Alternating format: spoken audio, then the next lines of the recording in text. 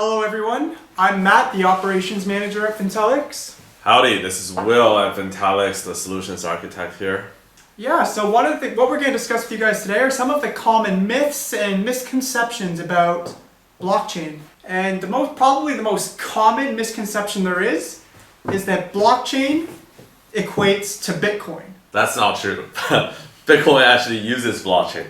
It's known as the first generation blockchain and it aims to solve the problem to be able to send money from A to B without going through a third party, C.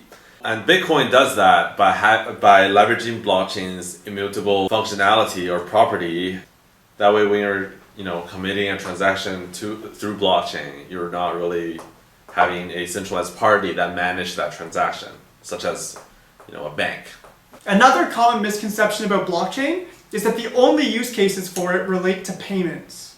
Well, I mean, payment is one of the use cases, but it's definitely not the only use case.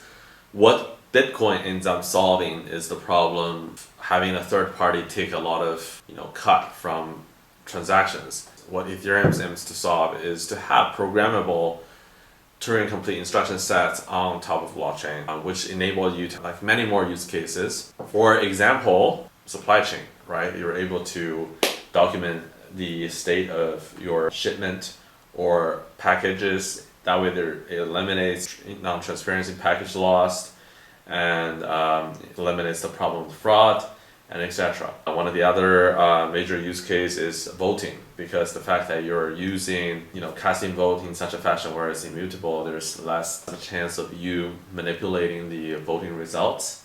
Also accounting and auditing, right? So because you're committing the transactions through an immutable ledger between multiple parties scrutinizing the transactions, it's much easier to audit and automate. Another common misconception people have is people think that blockchain is just a solution for storage. Is that true?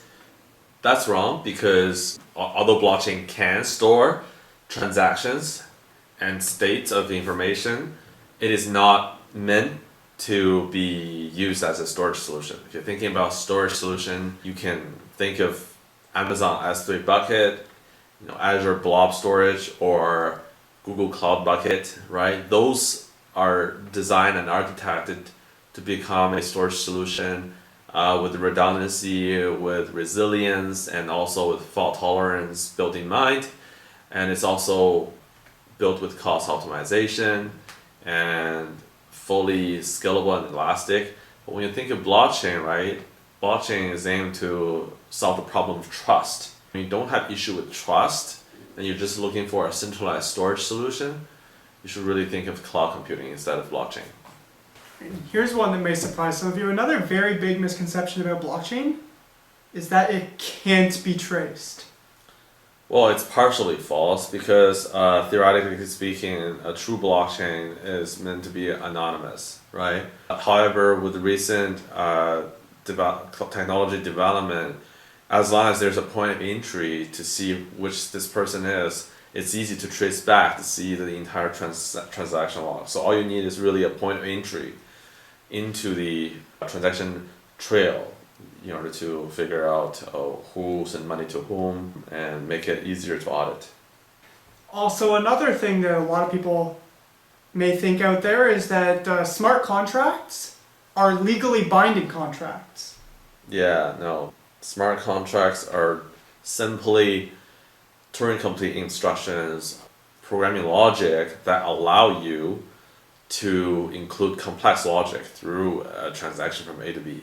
This is what Ethereum aims to provide, and the problem that Ethereum aims to solve is to allow the simple transaction from A to B, which is what Bitcoin did, to have more complex business logic. And that way it enables more business use cases like we described earlier on.